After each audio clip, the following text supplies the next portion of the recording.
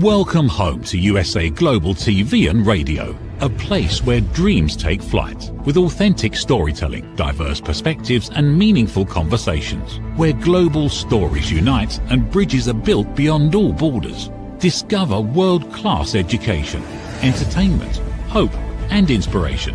Together, we're building bridges worldwide. Subscribe to our channel, USA Global TV. Download our app, USA Global TV. Be our guest or join our team. Visit usaglobaltv.com. Thanks to our founder and executive producer, Dr. Jacalyn KERBECK. Music score by Yeffy Tang from Cloud Road Music. Voiceover artist Mike Porter. Creative direction by Paul Garcia. USA Global TV and Radio. Your home for global connection. All rights reserved. This video and its contents are the exclusive property of USA Global TV and Radio. Unauthorized use, duplication or redistribution in any form is strictly prohibited. Hello and welcome to USA Global TV and Radio. This is It's Your Healthy Lifestyle Show, hosted by the founder of this platform, Dr. Jacalyn KERBECK, and myself, Roland Friedl. How important is your health and fitness to you? We show you how you can easily eat healthier every day, how you can improve your fitness and recover much quicker after your exercises and workouts. Families will learn how to optimize their children's health and nutrition. And finally, you will also hear how you live a long, healthy and fit life into your old age. Join us here on It's Your Healthy Lifestyle.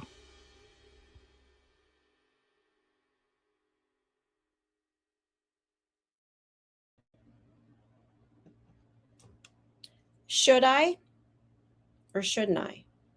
Don't do it. You should do it. The doctor said to do it. The internet says don't do it. I'm not sure what it is I should do. I have an injury, I have an illness, I have something in my life that I am really struggling with. And have you ever had those mental gymnastics? Do it, don't do it. Yes, no, devil, angel, what am I supposed to do? We're going to be exploring that today on It's Your Healthy Lifestyle. I'm Dr. Jacalyn KERBECK, and if you haven't done so, please subscribe to our YouTube channels, USA Global TV and Radio, and Dr. Jacalyn KERBECK.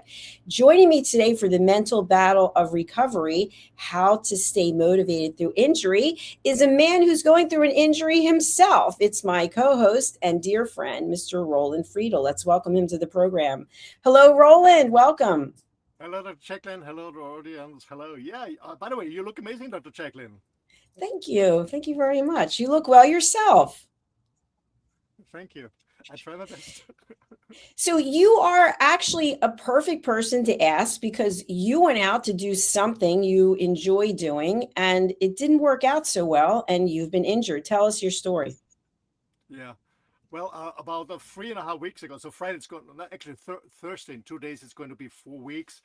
I'm here on a camping site with my motorhome, and most of our audience know that I'm living full-time in my RV, and I blew up my stand-up paddle, and I brought it to a river, and I wanted to jump directly on the stand-up paddle, just being cool a little bit, jumping on my stand-up paddle. What I didn't recognize was slippery, so the stand-up paddle slipped away, and I fall down on a rock, and I broke my right foot. So that would happen almost 4 weeks ago. So no stand-up paddling, no dog walks, no running, but a lot of other things that I can do and we will discuss in our show. So I'm trying to picture you standing and then there's the paddleboard and you are going to jump onto it. Is that what you were thinking?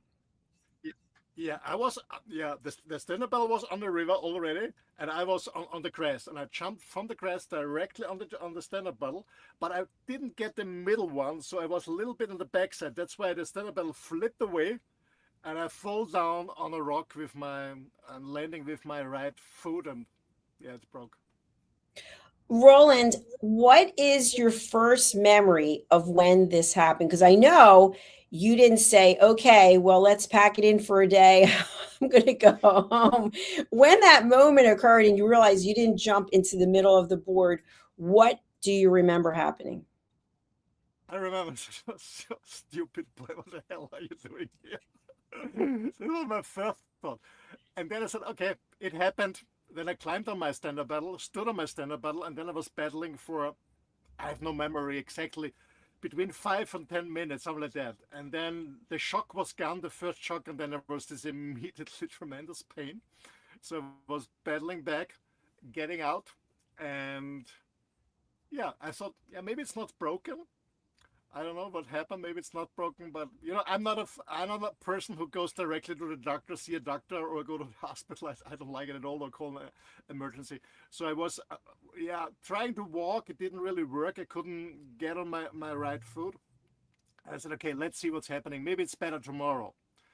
And in the night, it was more and more swollen. And the next morning, when I went to the bathroom, so for my camping, from our RV to the bathroom of the camping site, I fainted 3 times. So my partner, she found me in the bathroom because I didn't come back. And then on the way back, she helped me to walk back. I fainted again. I fell down again and lost my consciousness. And then I remember I came back to her. She gave me a seat, and I was sitting there. And after a while, I was again for the 3rd time without any consciousness. And she said, no, now it's enough. We go to the hospital. And yeah, then I went to the hospital. Quite a journey. And I know how you feel about hospitals and doctors. And so when I started at the beginning of the show, I think this is a perfect point to bring it in, is our body gives us signals. And your body was still supporting you for you to paddle for 5 or 10 minutes, right? It didn't shut down. It was like, okay, we got to help this guy get from point A to point B. And then at some point, it's like, hey, buddy, guess what? This isn't working. But we get the information and we still make decisions. I know with myself, with the number of things, it's kind of like, I know I shouldn't do this, but I'm going to do it anyway. The doctor said, don't do this. And I, like you, I don't like medication. I don't like to follow a lot of what I'm told by traditional medicine, because we want to see, is there a holistic approach? Is the body capable of healing itself? And it is, right? In many cases, the body can heal itself. But what was your mental battle at that time when your body was failing you and your partner said, we have to go to the hospital? I said, no, no, no. I said, we have to go because maybe something different happened because you fainted 3 times, and she was really scared. So I went to the hospital with her because she wanted me to go, and because she was really scared what happened. And I'm not a heavy guy, but I'm a trained guy, so I have some weight. I'm 90 kilos. I don't know how much is it in pound. And so it was really difficult to get me on the feet again and get me in a seat. So I went to the hospital with her. I said, okay, let's go. Before I went, I called the insurance company because I'm privately insured. I pay for it myself. Cleared everything, if I had to pay in advance, stuff like that. And then we went to the hospital, and I still was thinking, although the pain was so heavy, that I said, no, it's not broken. It's not broken. It's not broken. So I stood positive. But as I said, I don't like hospital. But in general, if any medical professional is listening, first of all, I'm not a medical professional. Secondly, I'm not against medicine. I'm not against hospital. Okay, to state this clear. But I try to avoid it as much as possible for different reasons, of course. No, and yeah, then I went to the hospital. You sit, you wait to see the doctor, you wait to see the X-ray, you wait to get the blaster cast, and the X-ray again, then you see the doctor again. And you spend a lot of time in hospital, and I don't like the energy there. So mentally, I didn't feel great. But I have to say, as I've not been alone, so my partner was with me, this was really supportive to me. Thank you for sharing that. And I agree with you. There's definitely a time and place for traditional medicine and for hospitals and doctors. And of course, we respect what the medical profession is doing. But there is a moment when you think, can I handle this myself? And I mentioned to you, I think it was 3 weeks now since I was getting those violent back spasms, which were it was just like my back was locking up and I couldn't even breathe. It was like tiny sips of air. And I said to myself, you probably should go to the hospital. And then I just started processing it, which I shared already, which I don't know how I could get to the hospital. So I'd have to call an ambulance, which means I'd have to call the insurance company, which means the ambulance would have to get access to the building. I mean, on and on and on and on. So I basically just said, okay, enough of the mental gymnastics. I'm going to use some deep breathing to try to calm the spasms down. And then when I have an opportunity to think rationally, because right now I'm in a crisis mode, then I will evaluate. And of course, when I wasn't in pain anymore, I said, no, I'm not going to the hospital. I'm not going to see a doctor. And then it happened 5 nights in a row. And then fortunately, I really felt like, because I took magnesium, that had an impact, although people are telling me that has nothing to do with it. But I think there is a certain amount of healing we can do mentally that our body will start to heal itself. But at some point, that might not be the case. But I want to focus on now the fact that you are a very active person. You have a beautiful dog. You love walking your dog. You love working out. You're just a physical guy. And now you had to sit and are sitting still in a chair. So when did you start to feel angry, if you did? Actually, when I came back from the hospital.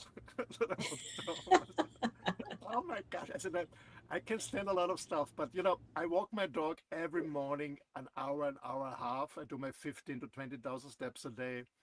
I said, I'm not a sitting person, my body's not designed, or generally our bodies are not designed to sit. I have to sit the whole day. My gosh, my gosh, my gosh. I cannot walk. This was one thing. I was really fed up. And the second thing is, it's really hard for me, to be honest. And, before my partner, I've been 4 years single, and it's really hard for me to ask for help and to depend on someone to, I don't know, to drive you to the hospital, or to help you to go to the bathroom, or to help you in the shower to clean, or stuff like that. It was really difficult for me to accept this and ask for this help, and of course accept and appreciate it. The first 4 or 5 days was really hard for me mentally, to be honest. Even I'm coaching other people, but when I was in the situation, it was really difficult for me, to be honest. And I understand that, and I appreciate your candor with that, because I live alone, and it is difficult to think about having to depend on someone. So you and I have talked many times. We've done hundreds of shows together, but life lessons. Do you feel there was a lesson? Was the universe speaking to you, or was this purely an accident? Good question, Dr. Jacalyn. I was thinking about many times, what could the learning be? Is it about slowing down? Actually, my life slowed down years ago already. So, I don't know. I was thinking about, because I started a few books writing parallel, and I think and I'm building a business, and I thought maybe it's a good time. I cannot travel, I cannot walk my dog, I cannot see my clients in person.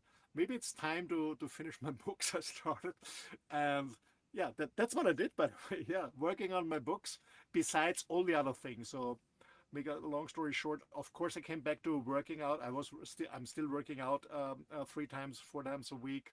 I still stuck to my diet. I eat a little bit less because I move less, of course, and I brought in some new stuff because that I'm sitting all day or lying in bed in the night, not much movement. My digestion system slowed down, so I had to bring in some supplements to get it more easy on the bathroom. And yeah, of course I had to adapt my workout totally, because I couldn't stand on my legs. So yeah, but I could handle it. But it was a learning journey for me, because I don't know exactly, but I guess my last blaster cast head was on my arm, not in my leg. I never had it in the leg about 30 years ago, so I'm not used to it. So, yeah. But to answer your question, my learning, I guess, was, yeah, finish the books. Take the time now. You cannot move. Finish the books. I love how you made lemonade out of lemons. But thinking about that day when you went for the stand-up paddleboard and you decided to take that jump, that leap, I have paddleboarded for years. I'm not currently because of my nails. I can't pick the board up anymore. But I never actually tried to leap onto the board. And I know we've talked about the fact that most people, you bring it over to a stable surface, and maybe you're kneeling on it, and then you slowly start to stand up. So what was the motivation for you to actually leap onto the board? Well, first of all, I practiced stand-up paddling, I don't know, more than 10 years. I guess I bought it, I've been 10 years ago or 12 years ago, I don't know, so it's a long time. I do stand-up paddling, so I'm quite used to it. And you know, the river is there are no waves like on the ocean, so it's easy. So they said, okay. I mean, there was no, to be honest, there was no audience to watch me. I didn't for that, yeah, for me. So I said, Yay, no, Roland, way to go. look at this old guy, still cool. No, that Ooh. was not my motivation. No, so I brought it on the river and it's down there. I said, okay, let's jump on it and go directly, because there are some people stand-up paddling, but I don't know why, but I'm here now for 4 weeks. I never saw anyone standing on the stand-up, but they're all kneeling. I don't know why. So I stood up because I'm used to stand even when there are waves in the ocean. So I'm an advanced stand-up paddler, calling it like this. So I said, okay, let's jump on it and go directly. You know, it's not the first time that I did it like this way, to be honest. So knowing that you have experience, and again, we're always just searching, is there a hidden meaning? What are your thoughts now when you get the cast off and the next time you go to do stand-up paddleboarding? Will you jump onto the board again? Yeah, of course. I love it. Maybe on a different spot where there's no ropes. You put like an X on there. That's where you have to leap onto it. But you know what, Dr. Jacalyn, the interesting thing is I was really pissed off, you know. And then my stand-up paddling was leaning on the caravan. And I guess it was on the second day. I was sitting outside. I was reading a book together with my partner. We had a cup of coffee, and then there was a noise like, you know, like the air suspension of a truck is broken. So there's this noise, and we said, "What is it?" We didn't see anything, and a few years later, the stand-up paddle opened, and it's a hole there, and all the air is gone. So the stand-up paddle is rotten. So I don't miss stand-up paddling at all because my leg is broken. The stand-up paddle is rotten. A friend of mine at the moment is repairing it. So I don't know. There's definitely a lesson there. I think stand-up paddleboarding is a lot of fun, and it is challenging, especially if you are in the ocean or you're in a waterway that's going close to the ocean.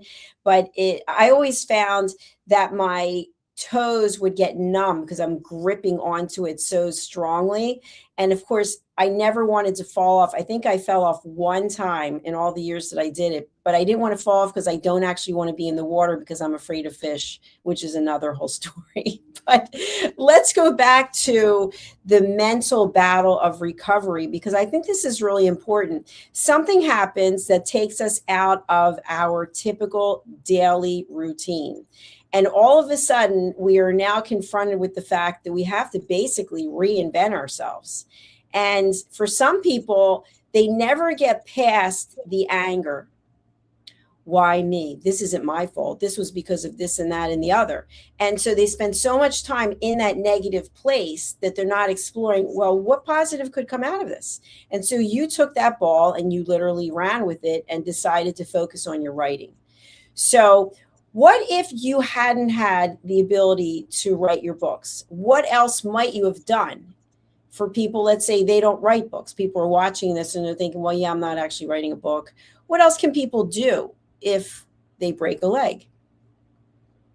Well, I mean, you still can work out. That's what I mentioned in the beginning. I still continue with my workout. Of course, I had to adapt it. I couldn't do my military push-ups, my squats for the real love. So, but I could work with my kettlebells, my upper body, my arms. I was also lying on the ground and you know and lifting my legs and stuff like that. So, what was possible, I did, and I still do. That's one thing. So I continued my workout. As I said, I cannot walk around. That's impossible.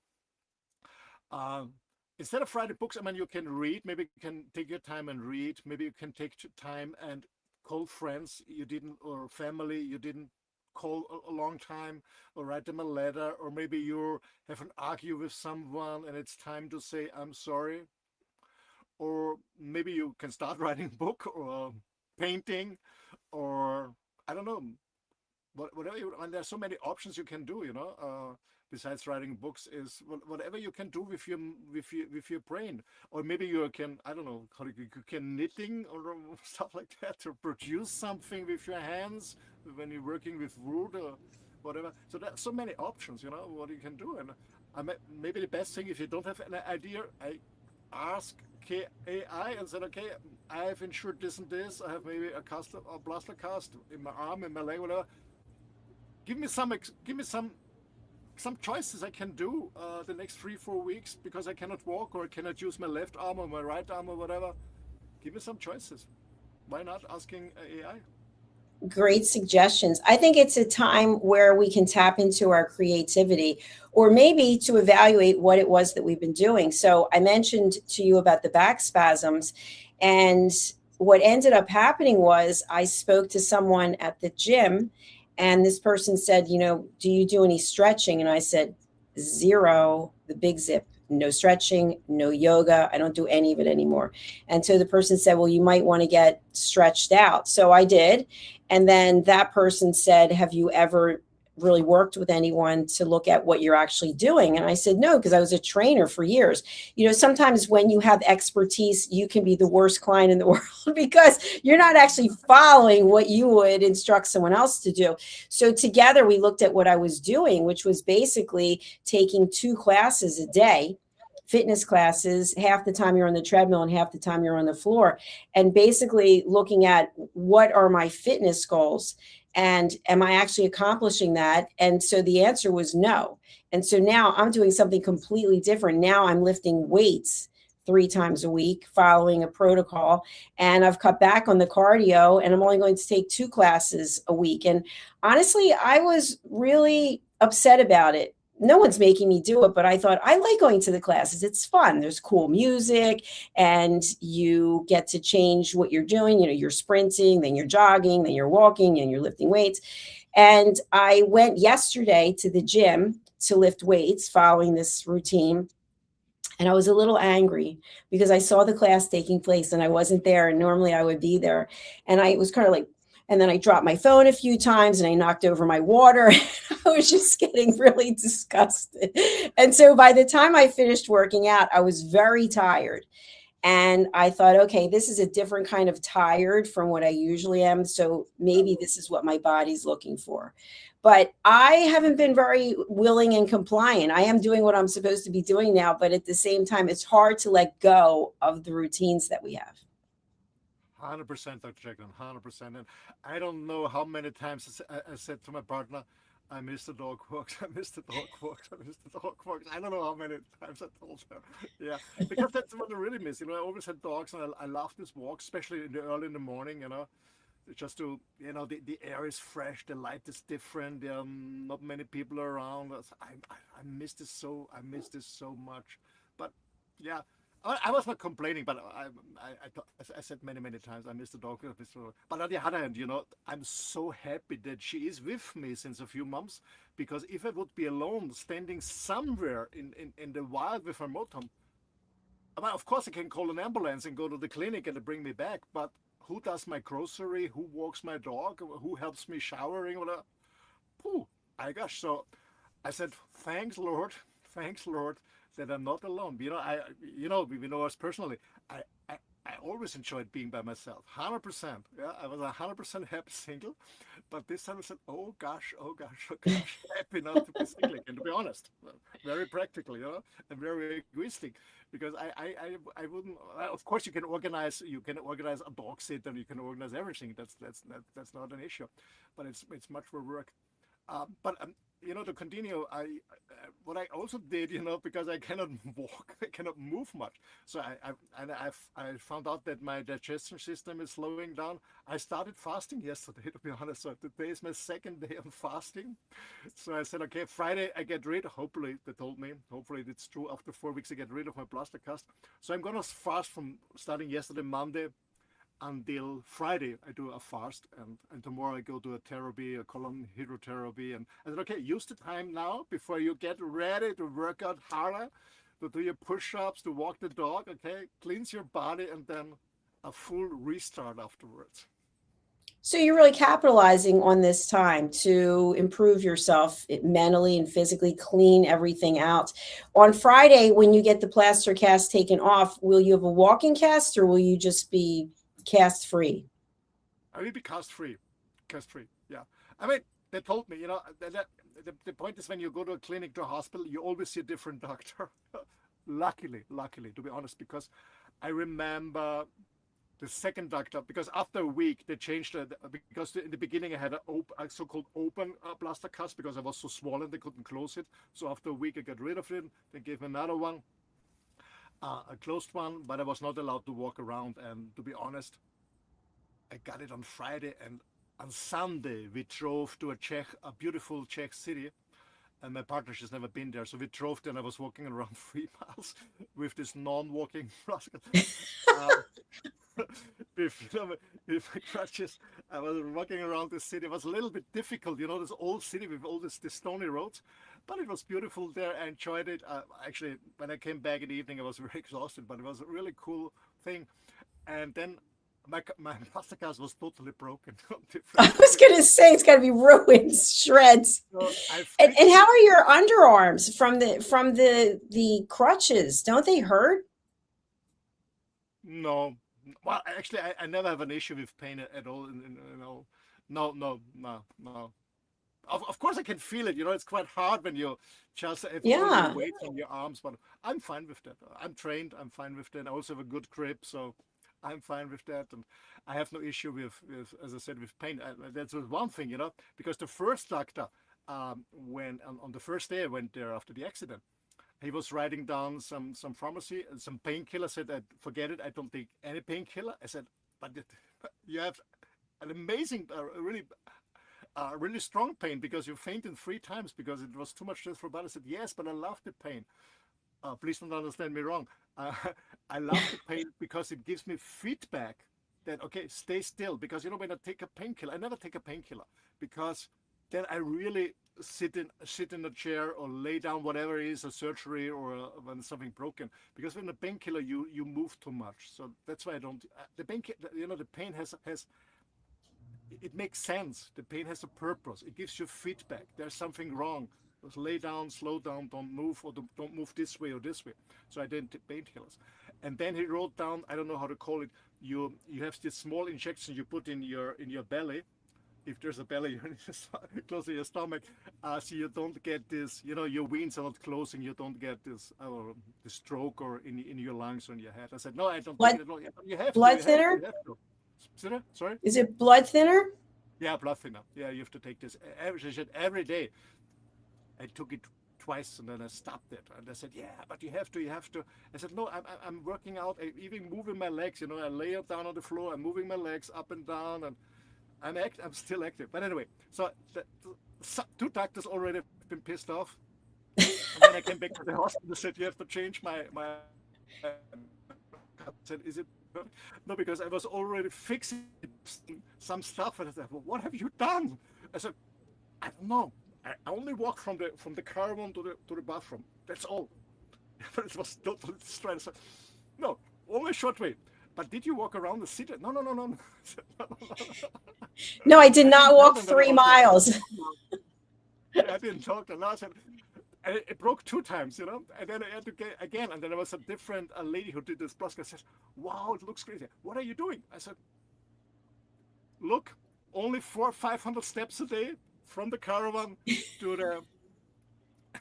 the bathroom, because when I move more, I switch my step count off. Yes, I figure that. And maybe they just didn't put that cast on properly. Who knows what the reason could be? I don't know. But it's again broken. But I don't get rid of it anyway on Friday. So you really have made the best of it. I mean, that's impressive to be on crutches and walk 3 miles. That's especially on those cobblestone streets. That's very difficult. So kudos to you. So you're now fasting, and to some people that is a concept that they don't understand and don't want to know anything about. And you've done a number of shows on water fasting. What are some of the benefits that you feel you are getting by fasting right now? Well, first of all, the reasons why I started fasting, it's not only because of the accident, it's because the last weeks I had too many carbs. I mean, not many carbs, but for because I'm a low carb or mostly a carnivore, so too many carbs. I had, I guess, one time a pizza and one pasta, bread, and almost every day a piece of cookie or a piece of cake. So yeah, pretty much because my auntie was baking, then my partner was baking, her daughter was baking, so, and I cannot say no. So I felt a little bit fatigued.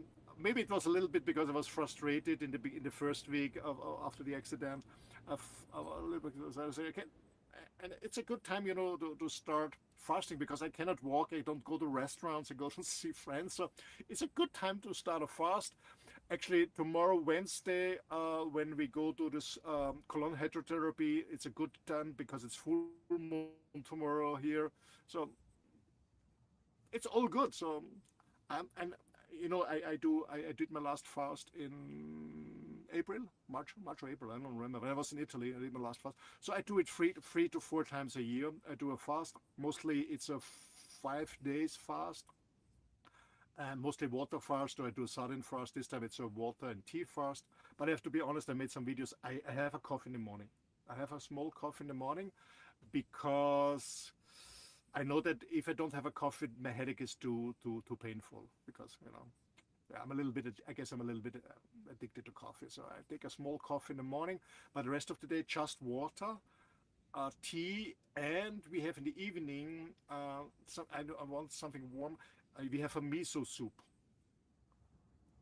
This Japanese Mm-hmm. miso paste, but just a paste in the soup, so there's nothing to chew or something. So we drink this warm, because I got some problems with my with my system.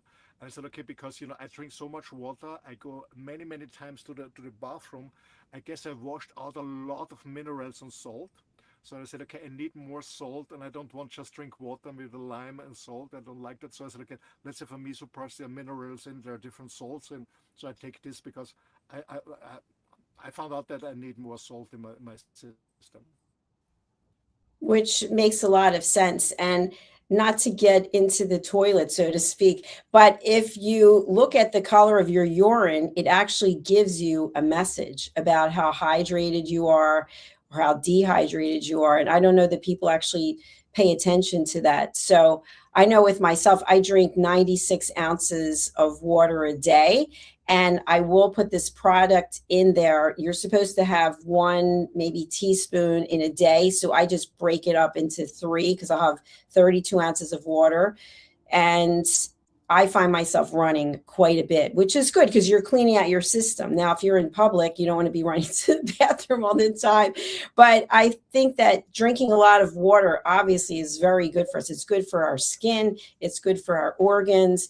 I know people who don't like to drink water at all, and they substitute it with diet sodas and other things, which people will say, oh, well, I'm drinking iced tea, which is made out of water. So what are your thoughts about that? Does that actually the same as drinking water? No, well, first of all, I don't drink sodas or sweetened stuff. I don't either.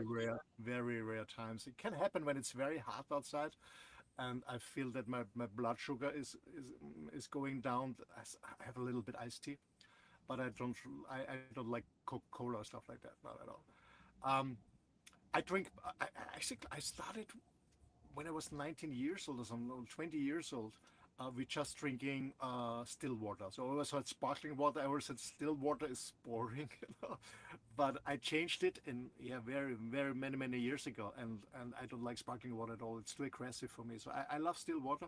Sometimes I want some taste, but I have my coffee, and if I want some taste in, I press a lime in or a lemon or something like that. Uh, but to answer your question, first of all, every product that is artificial, most of the products in supermarkets are artificial. That's first of all. If there's sugar inside, well, it's sugar. There's sugar, but many of them, or more and more of them, have artificial sugars, and they're even worse. And people are wondering why they're gaining weight. They say, I don't eat much, but they drink a lot of the soft drinks. And it doesn't matter if this is sugar or it's not sugar. Most people understand it because when your body, especially your receptors under your tongue, when they taste sweet, your body is producing insulin immediately. Doesn't matter if there's a calorie or no calorie. If it's a 0-calorie product, you're still producing insulin.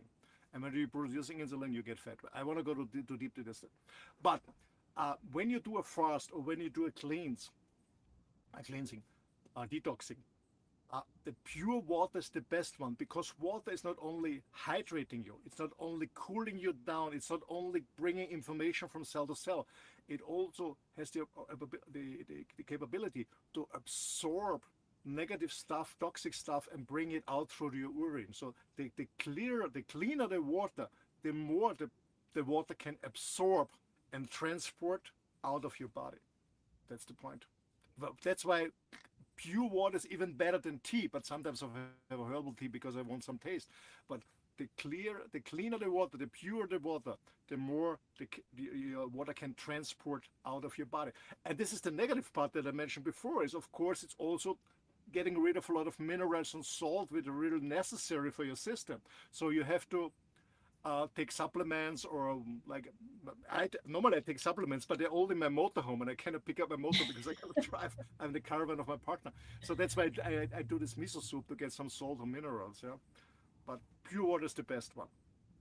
Absolutely. And especially for our friends who exercise and they're perspiring, you have to be able to put those minerals back into your system. And I just want to say one thing about sugar, because you hit on something that's really important.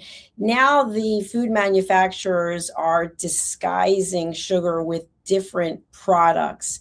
And so even though you might not see it, if you're reading labels, which is really important, if you're not seeing sugar as first, second, third, you might see it disguised in some other name. So meaning in another product that has sugar. So for example, corn syrup, that has a lot of sugar in it. And people might not think of that. So I would, if you're interested in your health, I would definitely start reading labels. And instead of just focusing on the calories, I would look at what are the actual contents. And so people will say, oh, well, it has 0 calories, 0 fat, but can you please explain to me what is actually in it? There are these long chemicals that you have no idea what they are. They're not natural. You can't go in the farm or in the ground and pull them out and go, I'm eating this. They were all manufactured in a lab somewhere. So how could that be good for us? 100%. And as you mentioned, industry is always finding new words and new ways to bring a kind of sugar into the product.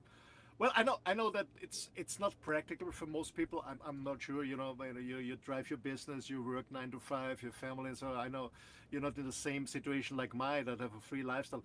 I'm looking just for clean, pure food. So I don't go to the supermarkets. I don't buy processed food and stuff like that. So I don't care about calories. I don't care about ingredients or about sugar, or maybe they bring some insects in or GMO stuff or whatever, because I don't buy in general not food that could be poisoned by sugar, artificial sweeteners, or calorie or whatever, because I don't buy it at all. I buy my eggs here from a farm directly, by huge eggs. Mostly if they have two Yorks in it. They're so huge. They have 2 Yorks in it. They're organic and very, very cheap. I get them for 25 cents. This is 25 cents is nothing. You can.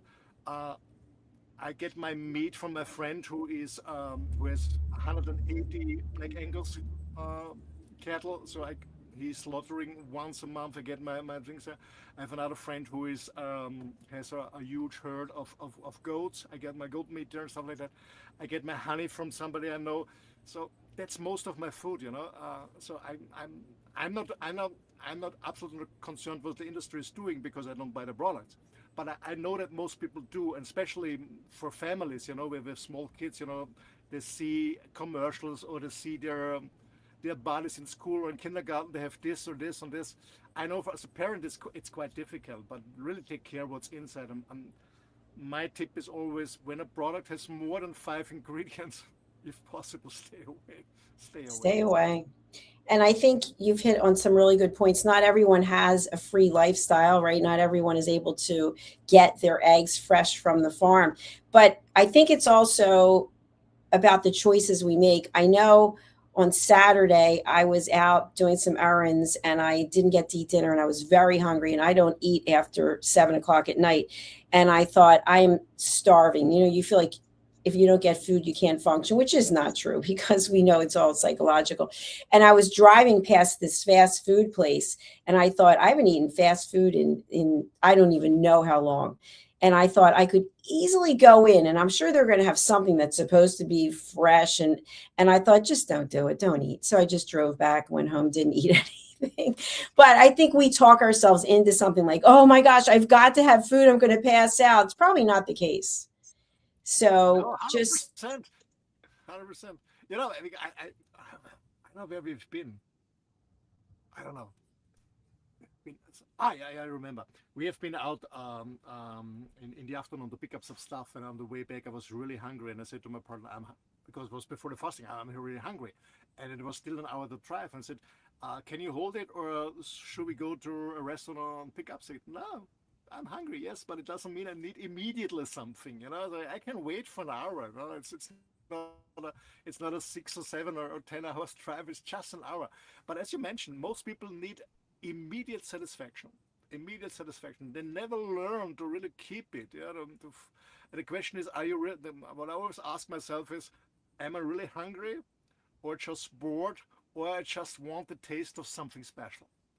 And most of the time we're not even hungry. I mean, we're not suffering, you know, we're not starving, most of us. You know, there's so much food around us.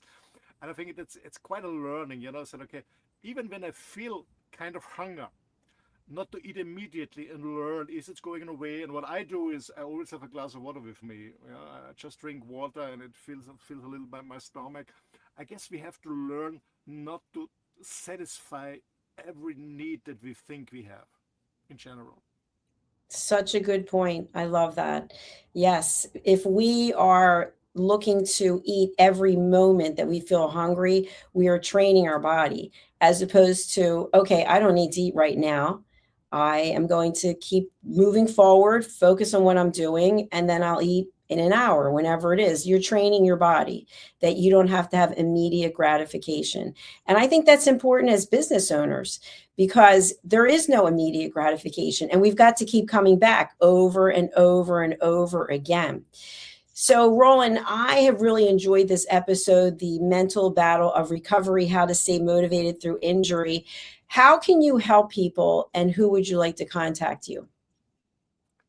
Again, how can I help people? I'm normally I'm a business coach, but I also do not fitness coaching, but mentally coaching for people who want to change their lifestyle. Actually, right now I'm working with an artist, a very famous American artist, who asked me, "Hey, can you bring me back on track? I hate working out," so I motivated him. So um, the best way is go on my website, and then you see what I'm offering.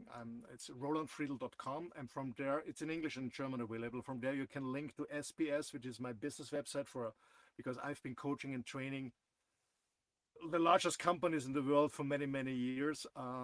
Tech companies, most of the time. I do one-to-one coaching with individual clients. I work with men. And I started a new business, which is not on the website because I want to do an additional website. I'm helping small scale businesses integrating AI agents to run their business more efficient, so they can save, I would say, 5 hours a week at least, where they can use for this part-time for the family or just having more time for the clients. So, but go to my website, rolandfriedl.com, or get directly with me in contact by emailing me, Roland Friedl, office at rolandfriedl.com. You can also get my books on Amazon. Uh, it's in English and in German available. There's a business book there. It's called The Innovation Edge. There's a book coming soon, from the doer to the architect of your own life. So if you are a person who is just hustling, there's a new book coming out of that. So yeah, but you find everything on my website. Thank you. You're welcome. And we do have the link to Amazon for people to go ahead and just click right on there and to purchase your book. So thank you, Roland. You do have a show or shows coming up, correct? Yes, I have another show in German. So if you speak German or know somebody who speaks German and understands German, I do a show, a Mutmacher talk. I have an amazing lady as a guest, Jacalyn. She was suffering from cancer, grade 4. She didn't give up. She fought back through her life, and now she's encouraging people, staying encouraged, staying motivated, staying inspired, whatever happened to her life. So stay tuned at the Mutmacher talk in German here at USA Global TV and Radio. And if you look at live to it today at 8 p.m. Central European Time, or if you miss it, don't worry, go to your YouTube channel and see the recording. Roland, thank you so much for being here. It's an absolute pleasure, and best wishes with your show. And by the way, Roland has been promoted to executive producer here at USA Global TV and Radio because he put so much time, energy, and passion into learning how to produce his own shows. He now will be producing shows for other people in addition to the Persistence Payoff show. So Roland, congratulations. Thank you. Thank you. It's an honor and a pleasure to be part of this amazing journey and this amazing community. Thank you again. And for those of you who haven't done so yet, please do consider subscribing to our 2 YouTube channels, USA Global TV and Radio and Dr. Jacalyn KERBECK. Be part of our community and ring that bell so that you're aware of our next upcoming episode. Thank you again for being here. As we close out today, I would like to run a short clip about my new book that's coming out in September.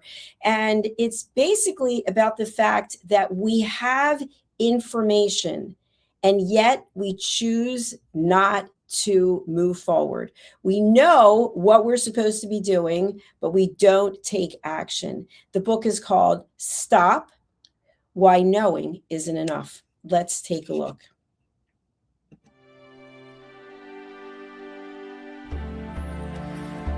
Every day, we wake up knowing what we should do. We know we should take better care of ourselves. We know we should have the difficult conversation. We know we should stop making excuses. We know we should invest in our future. We also know we should take the first step. So why don't we? It's not because we aren't smart enough. It's not because we don't have enough information. And it's certainly not because we don't care. We live in a world overflowing with knowledge. Books, podcasts, videos, courses, experts, even artificial intelligence. We have more access to information than any generation before us. Yet so many of us are still waiting for the right time, waiting to feel ready, waiting until tomorrow. But tomorrow becomes next week becomes next year, and before you know it, another opportunity has passed us by. The truth is, knowing has never been the finish line. It's only the starting line. Our lives don't change because we know more. Our businesses don't grow because we know more. Our relationships don't improve because we know more. And our health doesn't transform because we know more. Everything changes when we act. When we choose courage over comfort, progress over perfection, action over intention. The question isn't, what else do we need to know? The question is, what are we going to do with what we already know? Stop. Why Knowing Isn't Enough by Dr. Jacalyn KERBECK. Because knowing opens the door. Action changes your life. Available September 2026.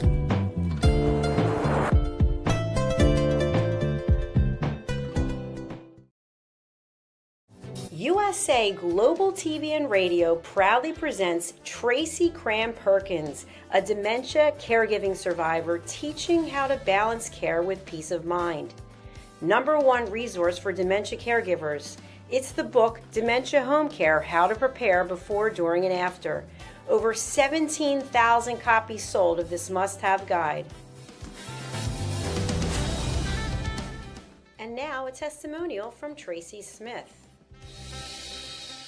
If I was to describe this book to someone who was going through a similar situation, I would underscore how important it is to have some sort of a tool or a guidebook to help you through certain stages. And there's so many, it's such an unknown topic. to the average person. And to have this as a reference is essential. It's going to help you get through it personally, as well as help your loved one manage. To learn more, go to TracyCramPerkins.com. Tracy Cram Perkins is an award-winning author. She's also the host of Dementia Home Care television show. Watch it here on USA Global TV and Radio. Thank you, viewers and listeners of USA Global TV and Radio, for joining us today. We're honoured to have your time and attention as part of our global community. At USA Global TV and Radio, we believe in the power of authentic conversations, meaningful connections, and creating a world of possibilities together. Want to be part of something bigger? Join our team of elevated listeners at usaglobaltv.com, a space where your voice matters and your ability to listen transforms relationships. Stay connected with us across all our platforms for thought-provoking discussions, expert insights, and empowering stories. Subscribe to our channels at youtube.com/c/usaglobaltv. Follow us on social media and explore the endless opportunities we're creating for growth, learning, and inspiration. Together, we're not just broadcasting, we're building bridges and changing lives one conversation at a time. For inquiries, contact us at info@usaglobaltv.com. Produced by Executive Producer and Director Dr. Jacalyn KERBECK. Voiceover by Mike Porter. Creative direction by Paul Garcia. All rights reserved. Visit usaglobaltv.com to view our full terms and conditions.